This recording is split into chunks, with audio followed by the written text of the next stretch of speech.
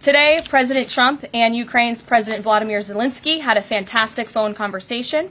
President Zelensky thanked President Trump for a productive start for the work of the Ukrainian and American teams in Jeddah on March 11th. The meeting of the senior officials from both nations significantly helped in moving toward ending the war. President Zelensky thanked President Trump for the support of the United States, especially the Javelin missiles that President Trump was first to provide and his efforts towards peace. The leaders agreed Ukraine and America will continue working together to bring about a real end to the war, and that lasting peace under President Trump's leadership can be achieved.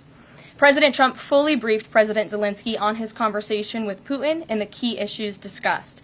They reviewed the situation in Kursk and agreed to share information closely between their defense staffs as the battlefield situation evolved. President Zelensky asked for additional air defense systems to protect his civilians, particularly Patriot missile systems, and President Trump agreed to work with him to find what was available, particularly in Europe.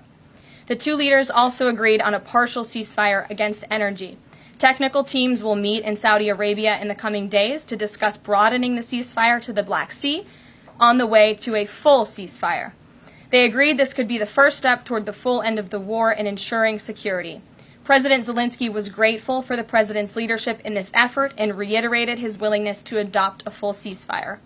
President Trump also discussed Ukraine's electrical supply and nuclear power plants. He said that the United States could be very helpful in running those plants with its electricity and utility expertise. American ownership of those plants would be the best protection for that infrastructure and support for Ukrainian energy infrastructure. President Zelensky also thanked President Trump for continuing to push humanitarian concerns, including the exchange of prisoners of war. He noted they had just had a successful exchange and thanked the president for his leadership on that. President Trump also asked President Zelensky about the children who had gone missing from Ukraine during the war, including the ones that had been abducted, and President Trump promised to work closely with both parties to help make sure those children were returned home. They agreed all parties must continue the effort to make a ceasefire work.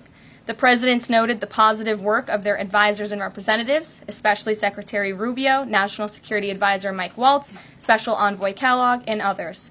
The presidents instructed their teams to move ahead with the technical issues related to implementing and broadening the partial ceasefire. The presidents instructed their advisors and representatives to carry out this work as quickly as possible.